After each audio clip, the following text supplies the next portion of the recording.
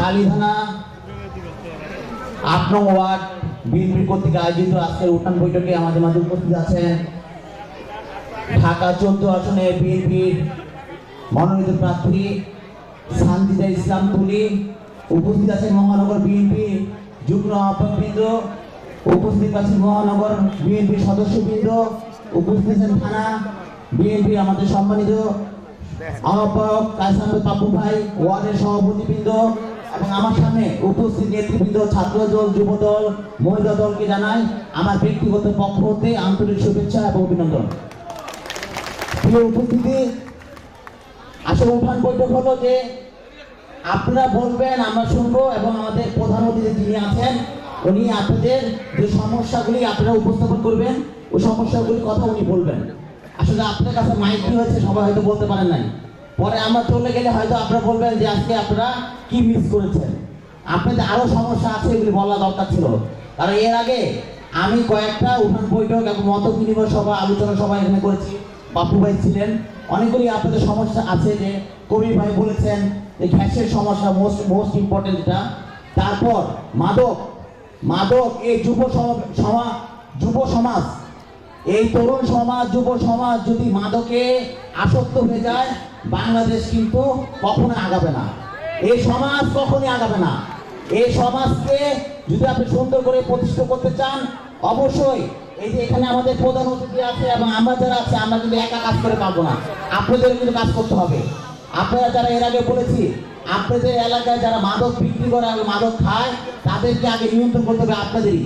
তারপর যদি না পারেন আমাদের এখানে প্রধান অতিথি আছে, আমরা আছি, এখন সেনাবাহিনী মাঠে আছে, আইন শৃঙ্খলা রক্ষাকারী বাহিনী আছে, তাদের সহযোগিতা আপনারা নেবেন। আপনাদেরকে আগে আগে আগে আগে আসতে হবে।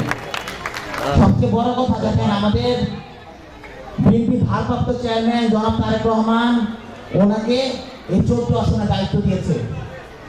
আমি যখন ২৮ অক্টোবর অ্যারেস্ট হই, যখন ৩ মাস আমাকে কারাগারে থাকতে হয়েছে, তখন দেখেছি যে মাঠে নেমেছে আর কে মাঠে নামে নাই। হঠাৎ করে একদিন প্রেস ক্লাবে তখন আমি ঢাকনা দিয়ে টিভি চালাতাম ভিতরে অনেক কষ্টে খবর এনেছি। তখন একটা নগদ নাকি একটা চ্যানেল আছে, ওই চ্যানেল এনেছি, দেখি মায়ের ডাক নামক প্রেস ক্লাবে একটা সমাবেশ হচ্ছে, মায়ের ডাক। তখন কিন্তু কেউ বেরোতো না। এখন কিন্তু অনেক ক্যান্ডিডেট দেখা যায় চেয়ারম্যান সাহেবের যাদেরকে দায়িত্ব দিয়েছে তাদেরও এখন পাত্তা দেয় না, চেয়ারম্যান সাহেবের কথাও অবহেলা করে। এখন অনেকে বেরিয়েছে, এই যে যারা বিপদের সময় দলের দুর্দিনে যারা দলের জন্য কাজ করেছে তাদেরকে চেয়ারম্যান সাহেব বেছে কিন্তু দায়িত্ব দিয়েছে, তাদেরকে কিন্তু এখন অবহেলা করতেছে। চেয়ারম্যান সাহেব কিন্তু সহ্য করতেছে, সময়ের কিন্তু সবাই ব্যবস্থা নেবে, বলে দিলাম সবাই ব্যবস্থা নেবে। যারা এই নানান ধরনের ষড়যন্ত্র চলছে, এই নির্বাচন নিয়ে ষড়যন্ত্র চলছে, ১৪ আসন নিয়ে ষড়যন্ত্র চলছে, এই ষড়যন্ত্র কিন্তু থাকবে না। এখন হয়তো আপনাদেরকে সবাই দেখতেছে, পরে কিন্তু এগুলি সব কিন্তু চেয়ারম্যান সাহেব একেবারে পুঙ্খানুপুঙ্খানুভাবে জবাব কিন্তু দিতে হবে।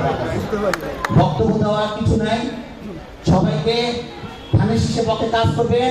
আমাদের পাপ্পু ভাই একটা কথা বলেছেন যে প্রার্থী নতুন হলে ধানের শীষ কিন্তু পুরাতন, ধানের শীষের কাজ করতে হবে, এই ধানের শীষকে আমাদের জিতাতে হবে যে কোনো মূল্য হোক। নাহলে গত ১৬ বছর আমরা যে কষ্ট করেছি এই কষ্ট কিন্তু আমাদের কিন্তু এখনো কষ্ট শেষ হয় নাই। আমরা শুধু বাসায় ঘুমাইতে পারি, আর কোনো সুফল আমাদের লাইফে বয়ে আসে না, শুধু ঘুমাইতে পারি বাসায়। মামলা কি এখন উদ্ধার হয়েছে? মামলা কিন্তু কারো উদ্ধার হয় নাই। পুলিশ হত্যা মামলা সহ অস্ত্র মামলা, বিচারপতি বাসায় অ্যাটাক, এমন কোন মামলা নাই আমাদের নামে দেওয়া হয় নাই। এই মামলাগুলি কিন্তু এখনো মামলাগুলি আমাদের নামে আছে, শুধু বাসায় ঘুমাতে পারি আমরা। এই যে বাসায় ঘুমানো ২ দিন পরে বন্ধ হবে না কোনো গ্যারান্টি নাই।